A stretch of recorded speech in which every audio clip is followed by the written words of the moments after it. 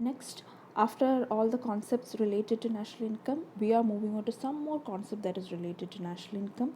So, these the questions that you can expect from here in UGC net is basically very direct and conceptual questions like what are included in private, what are included in personal, and all those things will be asked. So let's start with private income. Okay, so private income, basically we start with national income. You can see the formula over here.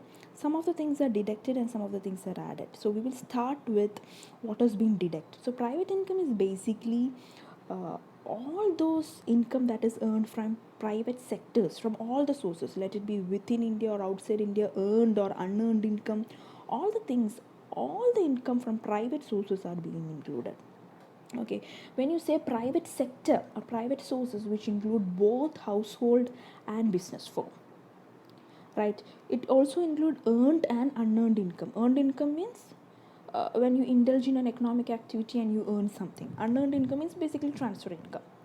Okay, so all the income that has been generated by private sector from all the sources, that is including household and business firm, it can be within or outside the country.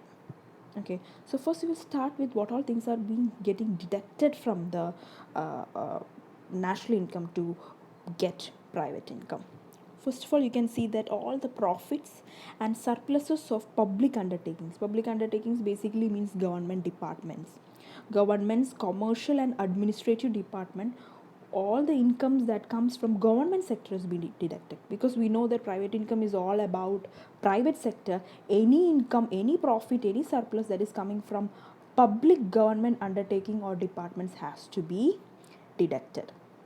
Okay, there are commercial departments or commercial institutions like we have firms like BSNL, SAIL, ONGC, all these things. These are commercial sectors of government, right? All the profits or all the income that we get from BSNL, SAIL, ONGC, all these things will not be included in private income because it is the income of public undertakings.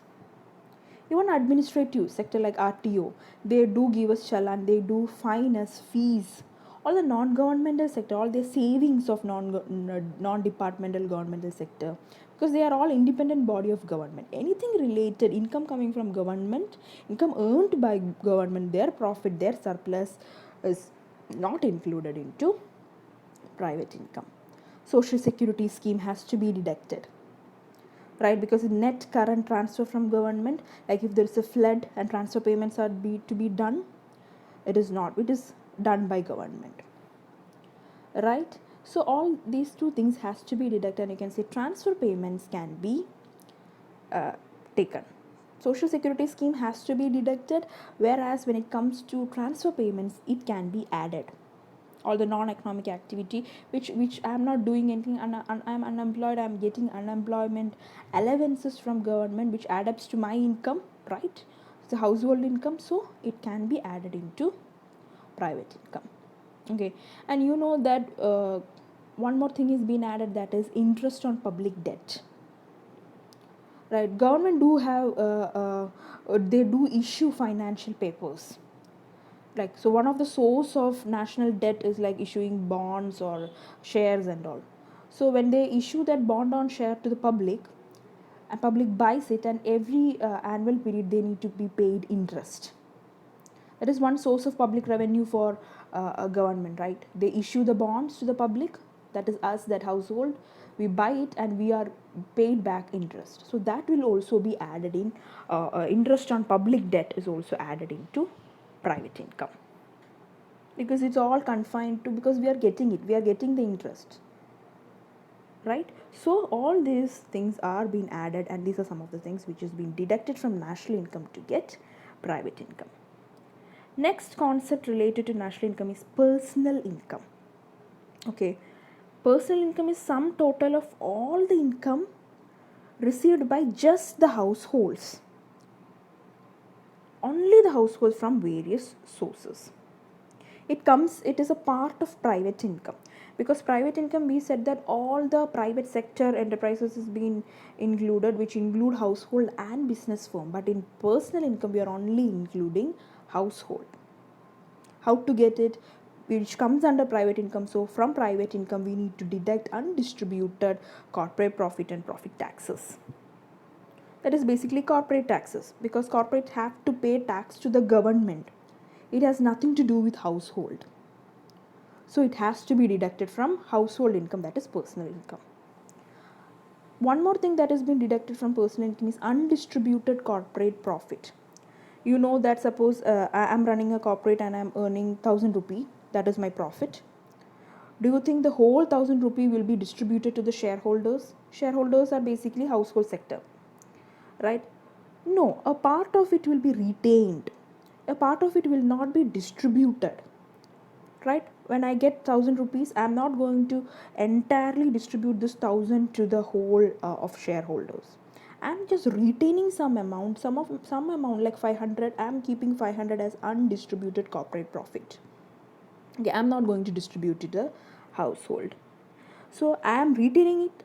Why am I retaining it? I just want to put it back to the business and develop my business. So such things are not included over here.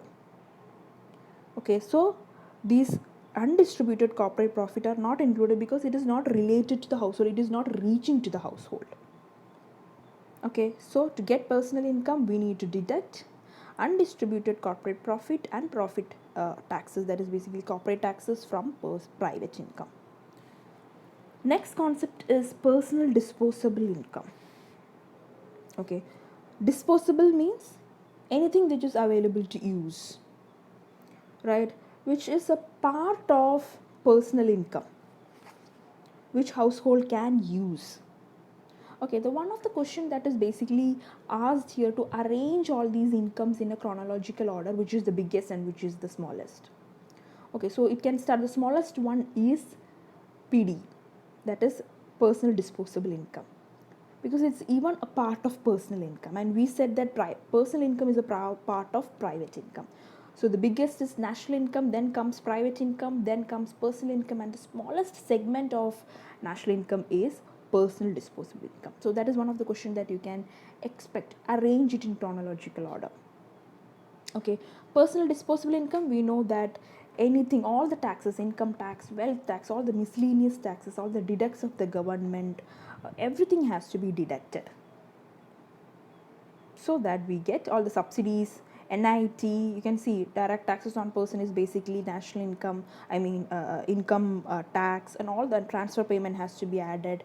All the income that we get from abroad has to be added. We get personal disposable income, which is readily in our hands, avoiding all the taxes to be spent actually on goods and services, right? Next, we are moving into another concept of national income, that is per capita income.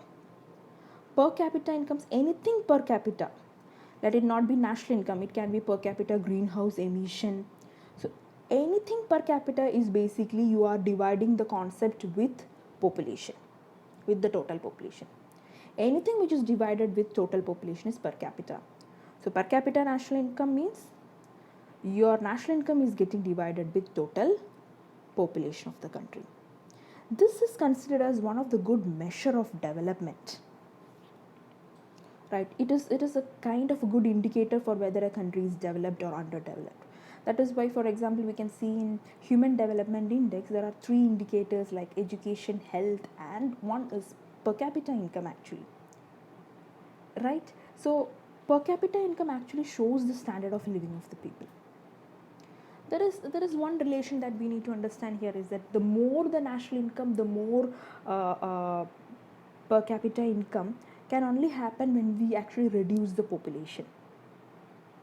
Okay, so per capita income actually shows how much does each individual of a country gets, what is his share, what is my share in national income is being shown through per capita income. What is each individual's share in national income?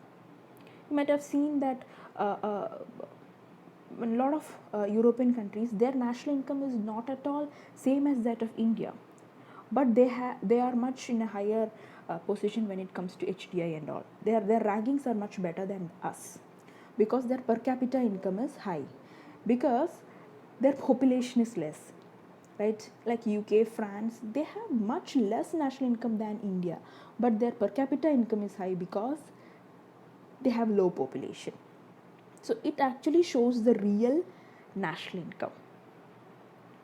Okay, so that is per capita national income, which is measurement at current price and both current price and constant price can be calculated. Formula is national income NNP by population, which has been pictorially showed.